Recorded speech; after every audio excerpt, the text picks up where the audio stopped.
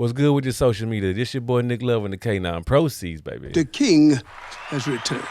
Today's little conversation, what I'm going to actually be talking about is from me sitting there noticing that on social media, specifically Instagram and other little spots, we won't mention the other ones, I'm hearing the word game is being thrown around loosely. And I mean, they putting it towards every animal that's ever been made. I done even heard them sit and say that they little Chihuahua is game. And it's just comical to me. But I'm not speaking about the toy breeds. I'm speaking about the actual working breeds as to where people consider those dogs to be game dogs. And we're going to say that they are not. But if you feel that they're what they are, which is cool to feel, I want to know from your personal experience, what makes that animal game? From your personal experience, what makes this dog a game dog? Because what can you do to make it to where it goes through whatever the rigors of being a good animal does? I know a lot of people have their working dogs, whether it's a Rottweiler, it's a Cane Corso, the Pressers, all of them right there. I know y'all have those dogs, and a lot of people consider those animals that's in those fields to be game dogs.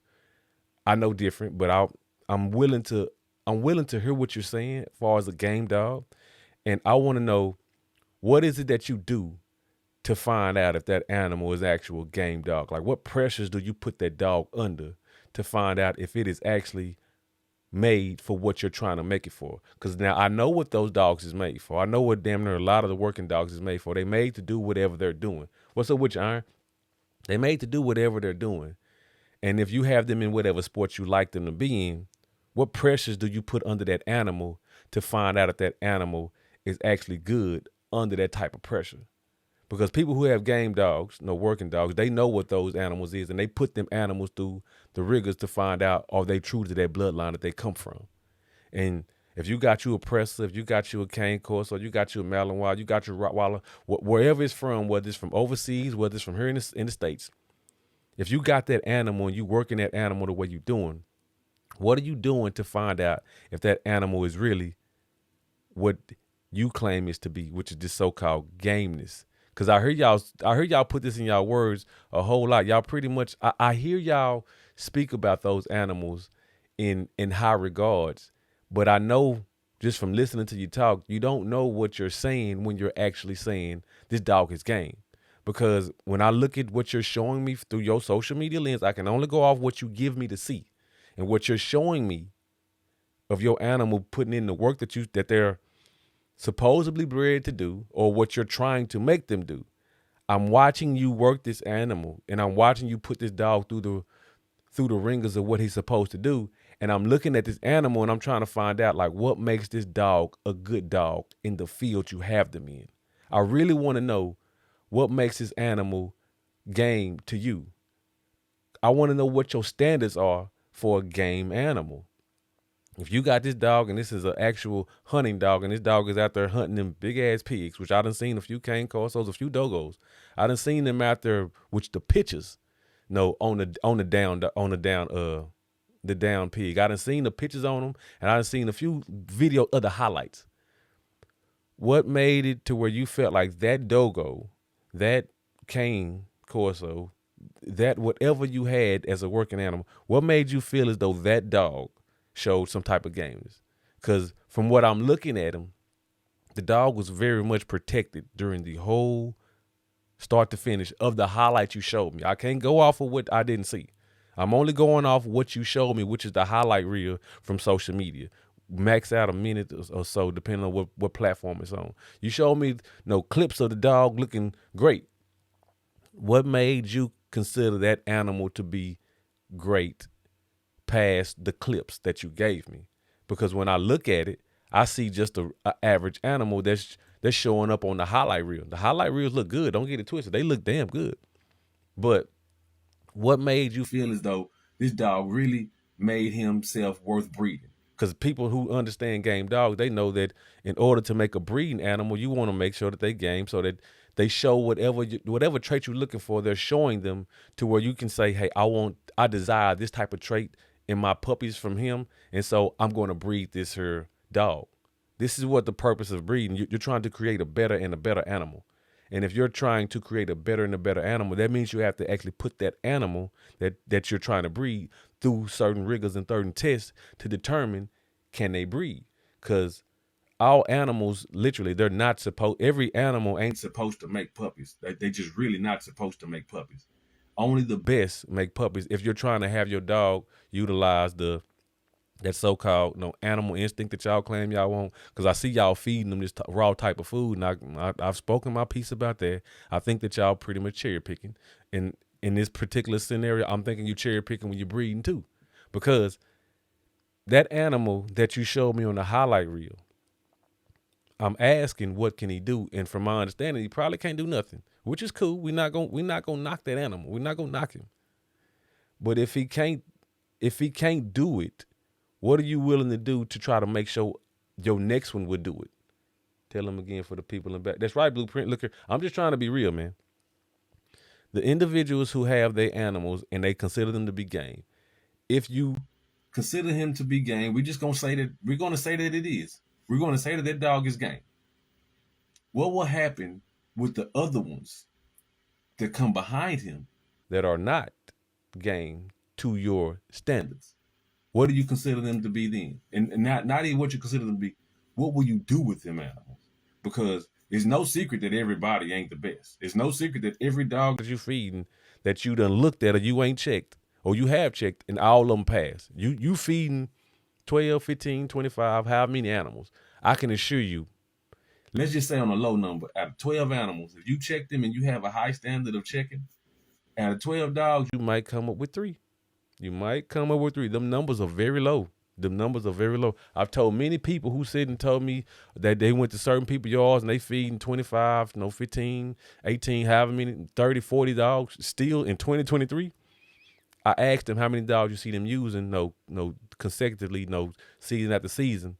Oh, usually 2 or 3 dogs. And I tell them off top, if you see them using them exact same 2 or 3 dogs every damn season, and they got a yard full of 50 or 60 dogs, they only have 2 or 3 dogs. The rest of them are just on a conveyor belt to come out to see if they can match those 2 or 3 dogs. So don't be impressed with people's yards when you go to their spots and they got a bunch of dogs lined up looking real nice. The field looks gorgeous. The view looks gorgeous. You see every dog in every kennel spot or every chain spot. The houses, it's all immaculate, cleaned up. It's down the line. It looks great. But you see them same people come out with them same 2 to 3 dogs every season. They let you know that even though they got a whole bunch of dogs, they only got 2 or 3 that they can actually depend on. And those 2 or 3 that they can actually depend on out of those 60 plus dogs, they let you know that they not feeding a yard full of great dogs. They feeding a yard full of dogs. And they trying to find another good one. And if they find another good one, he'll get added on or she'll get added on to that 2 or 3 because which the original 2 or 3, one of them getting old, one of them done got hurt out there trying to chase them big ass pigs or whatever they got them doing. They done got busted up to where another one got to take their spot. But within that one that got to take their spot, if they feeding 40 dogs, they probably went through about 25, 28 dogs to find that one. So don't never get impressed with an individual who got a whole yard full of good looking dogs and they look nice and they say they game dogs. Find out which ones are the best ones that they like, and you hone in on those. Because as I stated before, people who have like even the Malinois, I watch those dogs. I watch the bullies. I watch everybody who got a working dog. I watch all of them, and they look good in their highlight reels. But as I always sit and say, what makes this dog a so-called game dog that you're saying to yourself? You ain't telling it to me because I know better. But you're telling it to your audience that this is a game dog, this is a game bred dog, and it's not even a pit. But regardless of that, what makes this animal game bred dog or game dog in your words when I'm looking at the task at hand that he has to go through? And to me personally, I feel as though that dog isn't going through anything, especially when you got him on decoy work or you got him with the pigs or you got him doing any damn thing. I done seen, but no, I cannot lie. Those patterdales, them little motherfuckers they with the shits. I can't lie. Them patterdales, I ain't come across not one patterdale that didn't cut it. But the other animals I done come across on my social media feed, what people are considering those dogs, what the owners are considering those dogs to be good dogs or great animals. I'm looking at them dogs and I'm like, man, this dog is sitting there huffing and puffing. And from the highlight reel you gave me, I'm assuming it probably wasn't nothing but like 3 or 4 minutes. I told y'all on my last live, a 5-minute run of an animal doing whatever extraneous work, it shouldn't be that bad for them because 5 minutes, even though it's a long time. Don't get it twisted. I'm not saying that the time ain't long. Even though it's a long time for a human, for a dog, it shouldn't be that much of a long time or a long stretch, because for a human, we all went to school. The majority of my audience that went to school, we done been to high school and everything. We know for a fact how long 5 minutes take. And it can go by fast when you're moving fast, because 5 minutes is literally a passing period from class to class. And a lot of people had to run from one end of the field, one end of the school to the other end of the school to get to class without being late. And you get 5 minutes to do it. Now for you, 5 minutes is pretty fast, but you can get there and you're not that much in a huff. Matter of fact, a lot of y'all was able to get there by just walking 5 minutes. If you got an animal that's sitting here putting in a bunch of work on the decoy or pig or whatever y'all got them to do, and at the 5-minute mark, this dog is sitting here huffing and puffing, you can damn near see his lungs coming out their throat. And you sit and say, okay, that's enough. And before you sit and say that's enough, you can look at this animal and tell he through. You can look at this same dog and sit and tell he is laid over, done. If you're not finna make that dog go back into whatever he was doing at the time to see if he's willing to keep going while he's under that type of pressure, you don't have a game dog. You just have a dog that looked good for a highlight reel, and that's it. Honestly, you got a quitter, or even more better in my words, than other people who fuck with dogs, you got a piece of shit.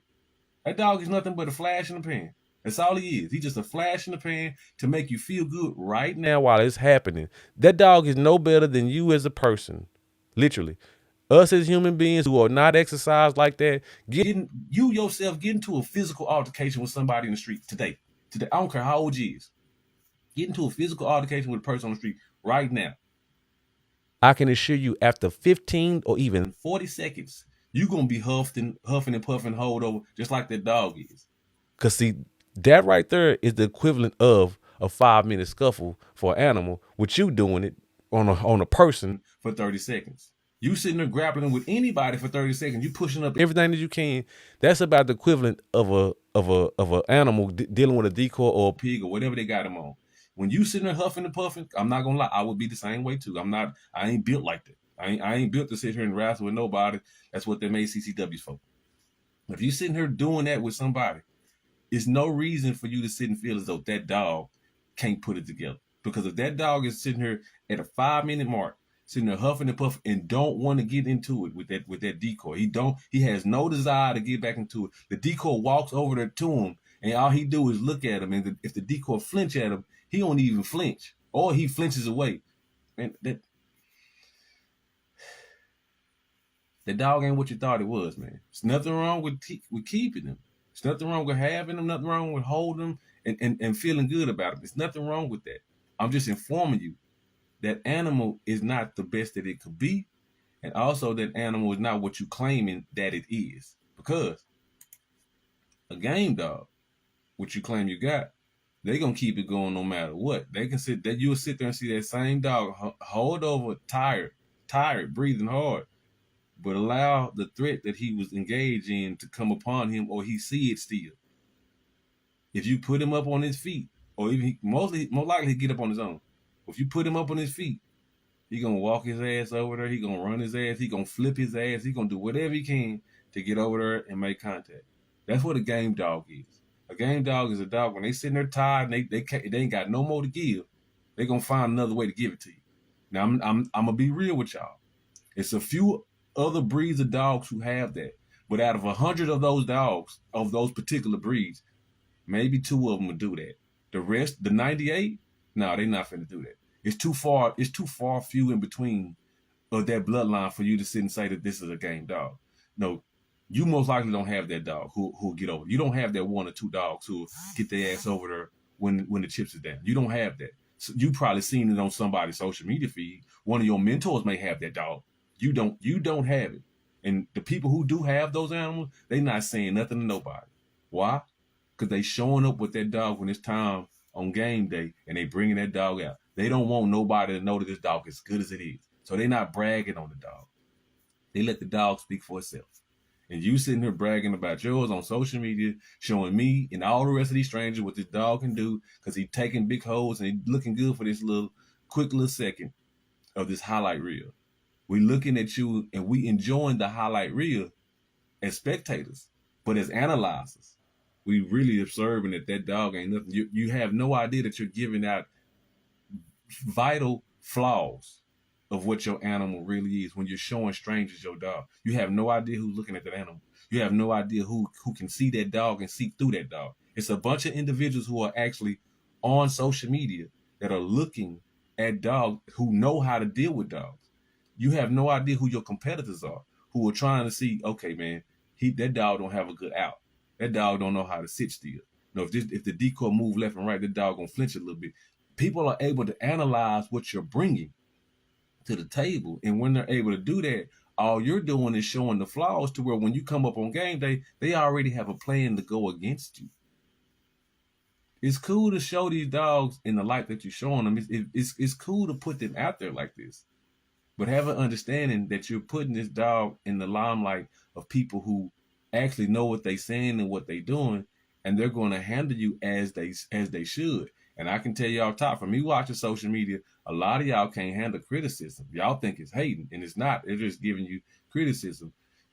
In the real world, they're going to not necessarily hate on you. They're going to put you down when you bring that piece of shit to the real world. Social media got you feeling like that dog is good, like this dog is going to be the best or whatever it is. The real world will show you that dog ain't worth 2 cents in Mexican money, man. So this is just me, your boy Nick Love, and the K9 ProSeeds. I came to y'all today because I wanted to know what y'all consider to be game dogs, man. Leave this in the comment. If you think your dog is a game dog, I don't care how it's bred. I know that they ain't, but I'm going to allow you to, I'm going to entertain you for a little bit. So let me know in the comment section what breed of dogs you have, what you consider them to be game, what made them game to you, and what made the dog worthy of breeding or worth breeding if you plan on doing it later on. I just want to know this here from your perspective, because I listen to all y'all. I read a few of y'all comments not all the time, but most of the time. I'm reading and looking at what y'all doing. I just want to know, how good are you at what you do, and do you believe the words that you're saying about what you're doing? Like I said, it's your boy Nick Love and K9 ProSeeds, man. I'll holler at you boys later. Peace out.